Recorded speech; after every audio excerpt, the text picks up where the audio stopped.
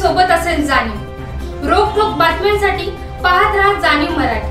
होऊ दे जाणीव। लाईक करा, शेअर करा आणि सबस्क्राईब करा आपल्या हक्काचे चॅनल जाणीव मराठी। सहकारी पतसंस्था मरे येथील कोरोली या संस्थेच्या 33व्या वार्षिक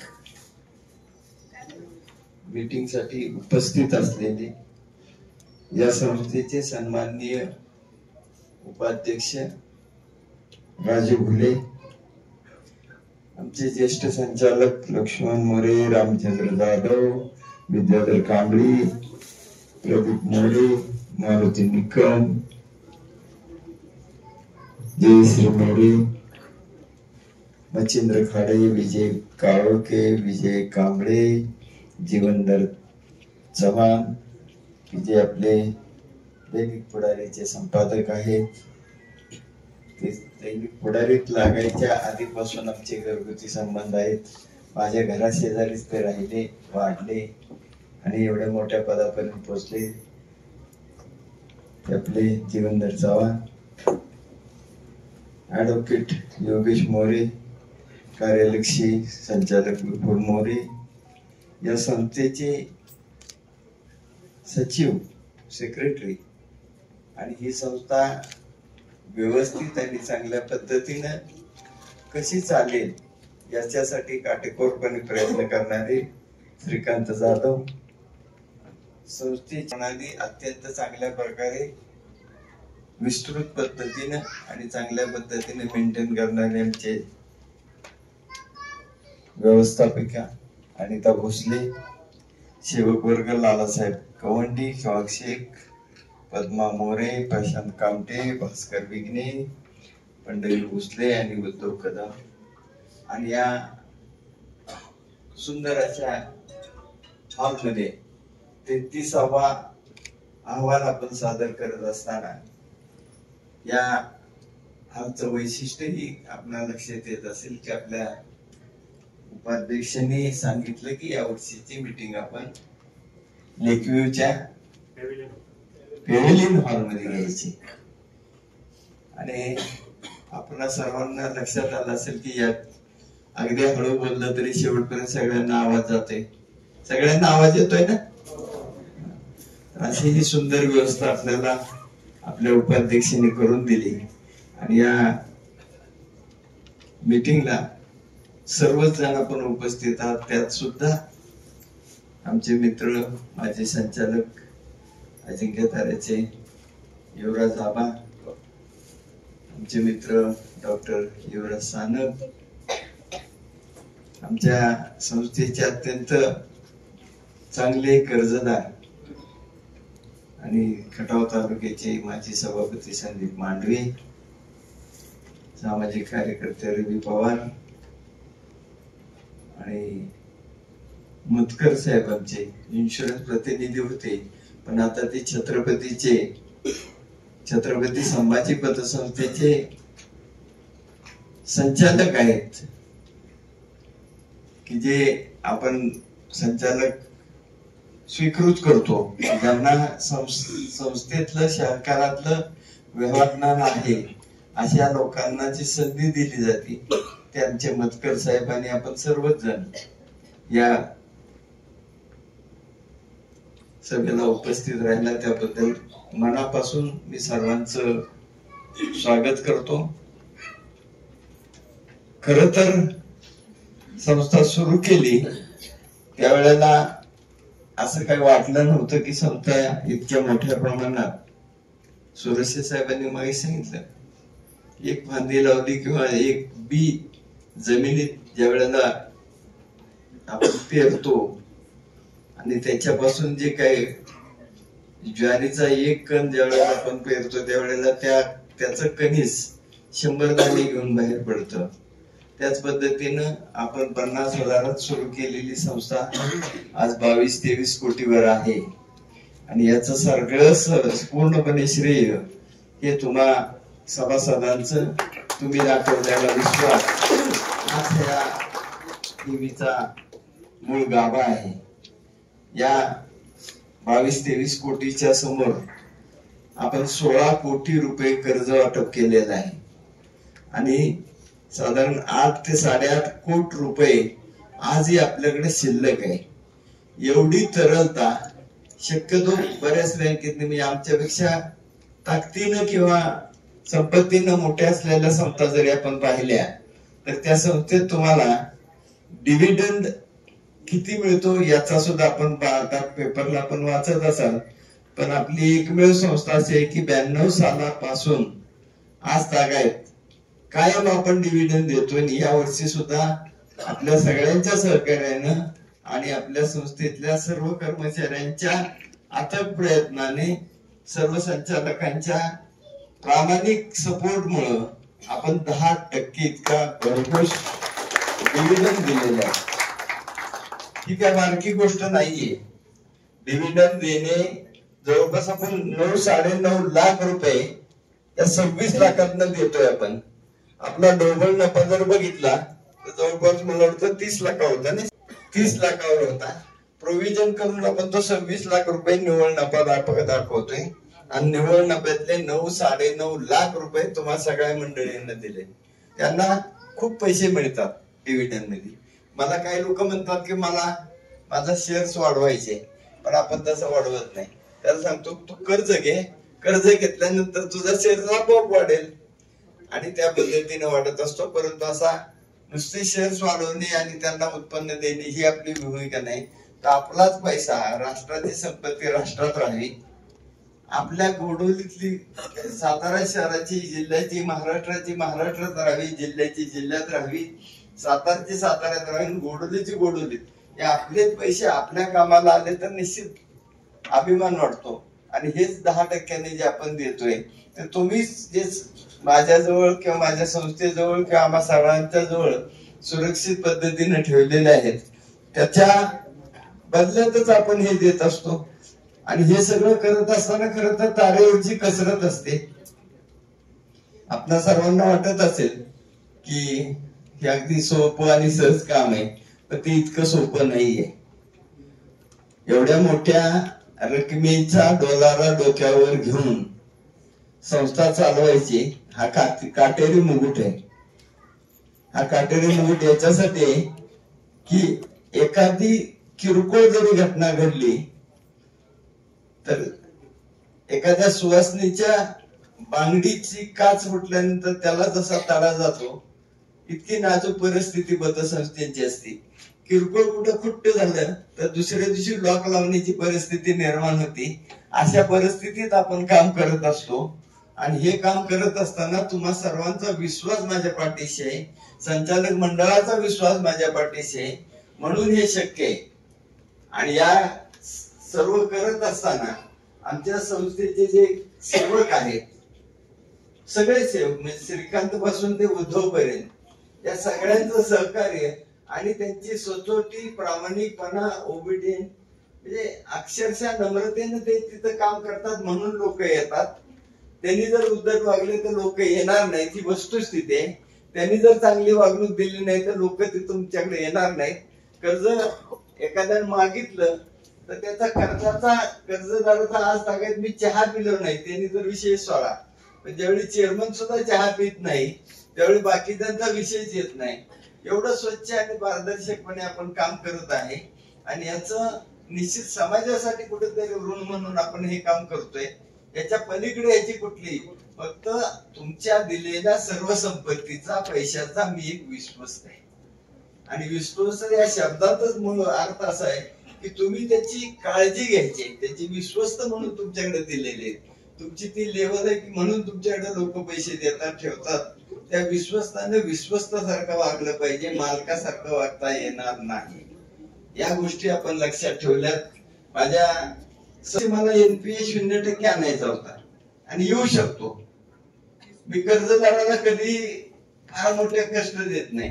जरी कायदेशीर बाब केली, त्याला पत्रव्यवहार केला, तर ज्यावेळी तो माझ्याकडे येतो आणि सांगतो की बाप्पा आता मला काहीतरी कारण याच्यातनं सोडवा, त्यातनं निश्चित मार्ग काढतो. त्याला जास्तीत जास्त कायद्याच्या कचाट्यात न ठेवता सहजासहजी त्याचं कर्ज प्रकरण मुक्त करण्यासाठी मी कायम प्रयत्न करत असतो. आपल्या सगळ्यांचं सुद्धा सहकार्य मिळालं तर पुढच्या वर्षी याच कॉरिडॉर मध्ये किंवा याच हॉल मध्ये तुम्हाला आपण 0 NPA आणण्याचा प्रयत्न केलेला दिसेल आणि निश्चितपणे आपण यानंतर थोडस संस्थेच्या कामकाजाबद्दल बोललो, ठेवीबद्दल बोललो. पण आता या नवीन युगात आपण वावरत असताना समाज किंवा हे जग, अर्थव्यवस्था, माणसाला श्वासाची जेवढी गरज असते की आपण श्वास घेतो सोडतो हे अखंडित चालणारं काम आहे. पण जर आपण सांगितलं तुम्हाला की श्वास घ्या की मग त्यांच्या लक्षात येतं की बाबा आपण श्वास घेतोय, पण तो कंटिन्यू चालवत असतं.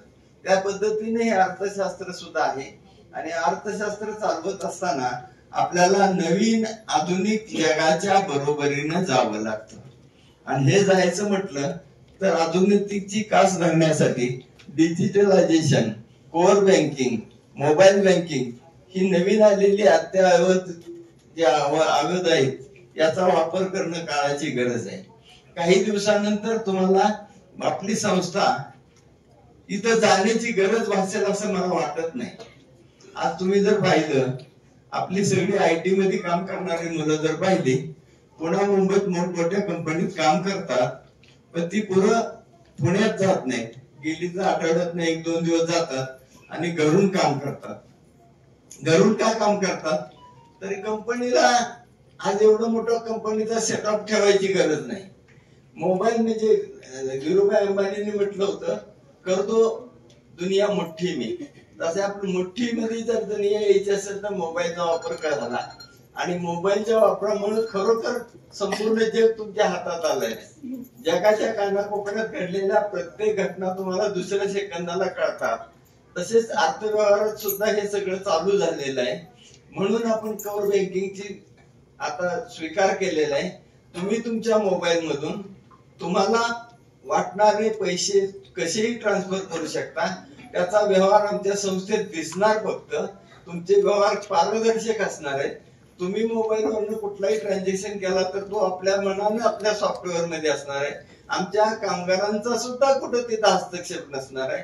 हे सगळं ऑटोमॅटिक होणार आहे. हे सुद्धा आपण स्वीकारलेलं आहे. पुढच्या 8 ते 15 दिवसात आपलं कोअर बँकिंग अधिकृतपणे सुरू होईल.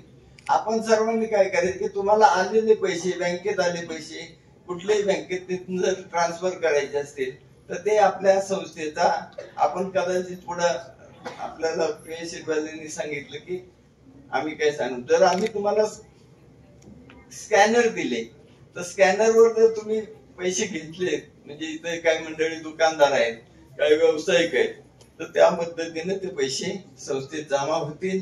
तुम्हाला पाहिजे त्यावेळेला त्या व्यापाऱ्याला ट्रान्सफर करू शकता, एखाद्याला द्यायचे त्याला करू शकता, किराणा मालाचे पैसे देऊ शकता, लाईट बिल देऊ शकता. सर्व खर्च तुमच्या मोबाईल वरनं चालणार आहे. पुढचं जग हे फार आधुनिकतेकडे चाललेलं आहे आणि आपण सुद्धा त्या आधुनिकतेची कास धरलेली आहे. आपण डिजिटलायझेशन साठी आपण सर्वांनी मदत करायची आहे. या ठिकाणी आपण आला बराच वेळ झालेला आहे, बोलण्यासारखं खूप आहे, पण आपल्या सर्वांना माहिती आहे आपण ज्यावेळेस समक्ष भेटतो त्यावेळेस बोलतोच. आपण सर्वजण या ठिकाणी आल्याबद्दल स्वागत तर केलं, पण आता मनापासून तुमचे आभारी मानतो. आमच्या संचालक मंडळावर आपण जो विश्वास दाखवला त्याबद्दल सर्वांचे मनापासून आभार. मी माझ्या भाषणाला पूर्णविराम देतो. धन्यवाद. आणि समाजात ज्या मुलांनी आपल्या एज्युकेशन मध्ये आणि याच्यात जे काही चांगली कामं केली त्यातलं पहिली सुरुवात मी याची करणार आहे. ही संस्था एवढ्या चांगल्या प्रकारे गेले 30 वर्ष चालली. ही संस्था चालवण्यासाठी जसं एखादी गाडी चाललेली असेल तर त्याची दोन्ही चाकं जर बरोबर चालली, 2 बैलांनी व्यवस्थित ओढलं तर ती गाडी चालणार. एक मागे एक पुढे झाला तर चालणार नाही. किंवा गाडी 4 बैल आहेत, एक बैल एकाचा, एक बैल लोकाचा, एक बैल मागितला आणि एक बैल मागायचे, हा वनवळा जसा टिकत नाही तसं संस्थेतले कर्मचारी आणि संचालक हे एकजुटीने चांगल्या प्रकारे काम केलं तरच ते काम चालतं.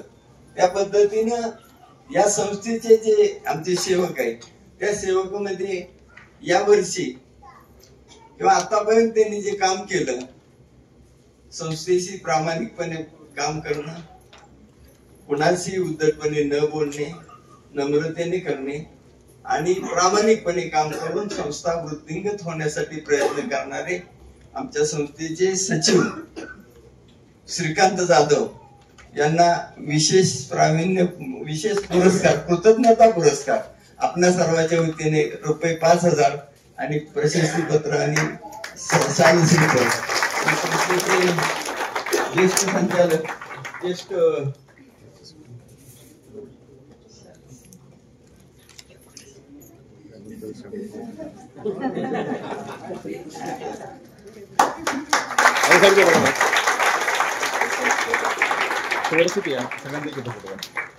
बापू दिसत नाही.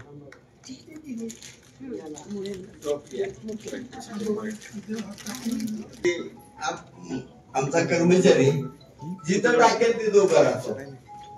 कुठलं सांगेल ते काम त्याला कधी तो नाही म्हणत नाही. आर्मीमध्ये एक पद्धत असते की त्या अधिकाऱ्याला उलट बोलणं आणि नाही म्हणणं कधी जमत नाही आणि म्हणायचं नसतं. तसा हा एक ओबिडियंट माणूस आहे. याला कुठलंही काम सांगितलं तर त्याने कधी नाही म्हणायचं नाही. होणार नसलं तरी नाही म्हणायचं नाही. Done sir, will be done sir, अशा पद्धतीचं व्यक्तिमत्व प्रशांत कामटे यांना विनंती करतो. आणि त्यांना पुरस्कार देण्यासाठी आमचे सभापती, माजी सभापती मांडवे साहेबांना विनंती करतो की कामटे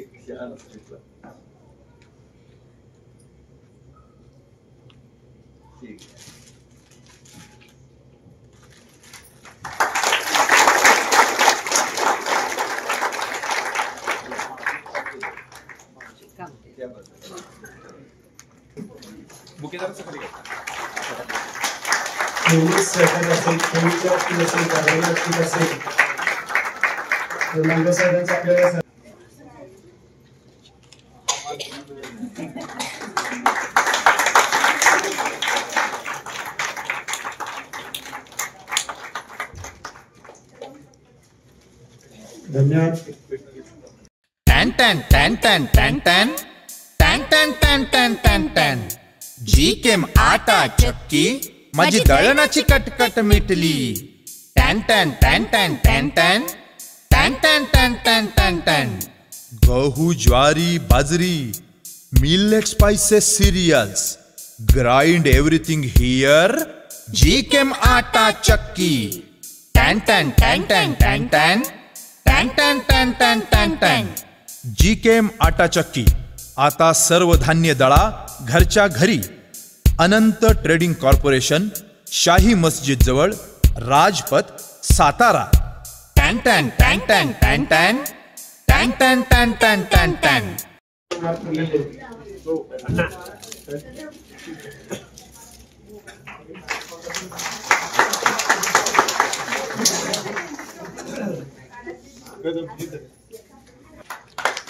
त्यानंतर मेडिका शंकर धुमाळ याला गावीमध्ये कैलास मोरे, आपले कैलास मोरे डॉक्टर यांचे चिरंजीव आहेत, त्याला गावीमध्ये किंमत. त्यानंतर सिद्धेश संतोष साळुंके याला गावीमध्ये. त्यानंतर आत्मजा संतोष काशी,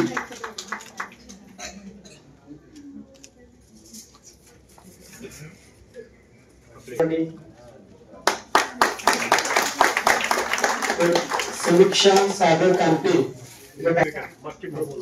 त्यानंतर आफिया अल्ताफ खान तिचा सन्मान करण्यासाठी मी आपले विजयराव काळे यांना विनंती आपण सर्वेचा सत्कार करूया.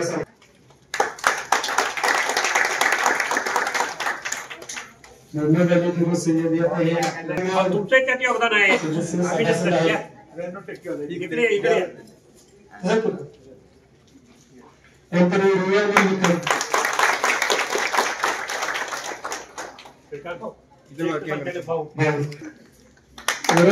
संतोष मुकल त्याला गांधीमध्ये 92.80% मार्क पडलेले आहेत. आर्या संदीप तयार, दहावी. आर्या संदीप पवार यांनी बांगलुरूमध्ये प्रायव्हेट 7% मार्क पडलेले तिचा सन्मान करण्यासाठी मी व्यासपीठाला विनंती करतो। त्यानंतर नेहमीच ना कशामध्ये निघत असतो भरपूर विचार आहे 99% मार्क पडलेले तिचा सन्मान मी बापू यांना विनंती करतो की आपण त्याचा सन्मान करूया।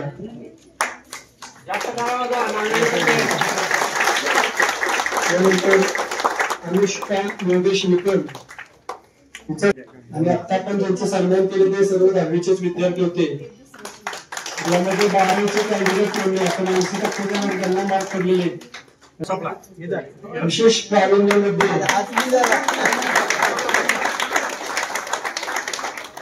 कॅम्प्युटरच्या विभागामध्ये मोबाईलच्या विभागामध्ये माणसांना जयश्रीताई मोरे यांना विनंती करतो की आपण तिचा सन्मान करावा। त्याचबरोबर आलोक सागर बर्गे याचा या ठिकाणी आपण सन्मान करणार आहोत।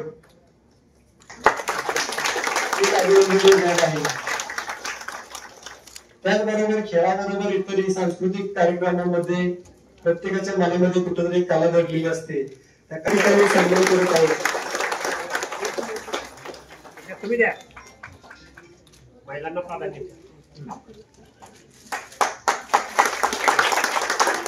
भरतनाट्यमध्ये संपादन केलेलं आहे। मैदानी खेळ झाले याचा आपण आपल्या संस्थेच्या वतीने हा सन्मान करतो। त्याच्यासोबत मी विनंती करतो की त्यांचे पालक गौरवनामा आणि यांचे गौरवनामी यांनी याला स्वीकारले अभिनंदन करूया।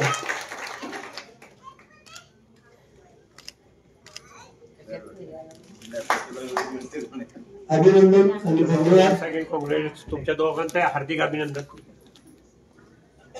यानंतर यांचा या ठिकाणी आपण सन्मान करावा।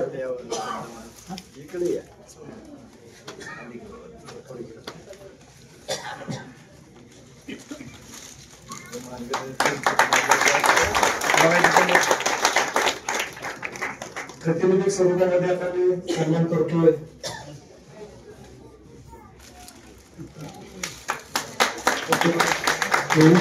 प्रत्येक वार्षिक सभेला उपस्थित असणारे आपले अजिंक्यतारा सरकारी साखर कारखान्याचे माजी संचालक त्यानंतर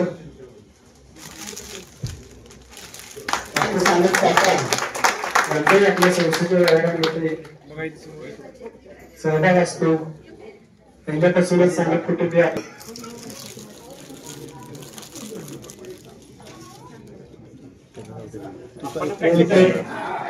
साधूबाईंना विनंती करतो साधूबाईंचे संस्थेशी काशीचं जर असले तरी त्यांचे बऱ्यापैकी ट्रान्झॅक्शन व्यवहार आपल्या खात्यामध्ये होत असतात। तर मी साधूबाई इनामदार यांना विनंती करतो की आपण आपला सन्मान आपले LICचं जे काम करतात नक्कर सर त्याचे आपल्याला नेहमी सहकार्य असतं नाण्याचं मार्गदर्शन असतं। मी नानांना विनंती करतो या ठिकाणी तिकडे फिरा फोटो त्यानंतर एकनाथ सकरे साहेब सन्मान करत आहेत। त्यानंतर दीपक मारुती मोरे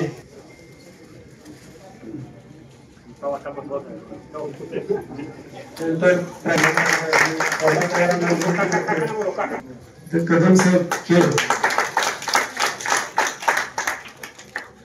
आप्पा आपल्याला विनंती करतो आपल्या या ठिकाणी अंकुश चव्हाण दादा यांचा या ठिकाणी सन्मान होत आहे। तर मी विजय कार्यक्रम यांना विनंती करतो की आपण दादांचा सन्मान हे आपले भाईंना विनंती करतो उद्योजकांना की आपण अमृतचा सन्मान करूया। कदम साहेबांना विनंती करतो की आपण आपला सन्मान स्वीकारण्यासाठी व्यासपीठावर यायचे याचा विजय कांबळे साहेब करतील।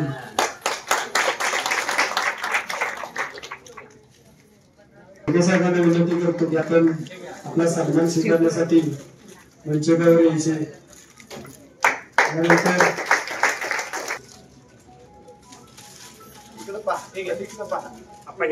त्याचबरोबर इकडे पहा विलास कदम यांचा या ठिकाणी सन्मान केला जातो।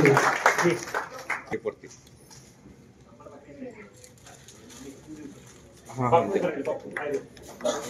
पुढे बापूंचं नाव कोणते ठेवीदार ठेवीदार तपासत आणि बॉक्स मध्ये 3 त्यानंतर सुनील गाडगे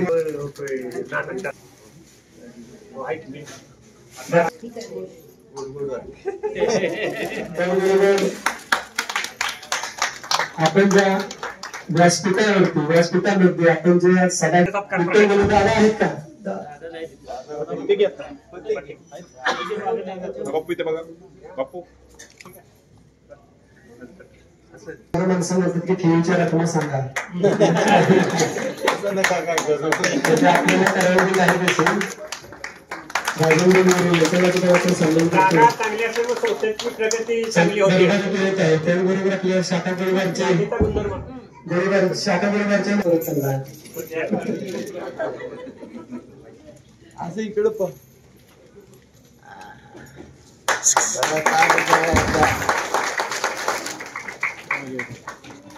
मुख्तार भाईंचाही खरंच सन्मान केला पाहिजे ते आपल्या व्यवसायाशी जोडले गेलेले मुख्तार शेख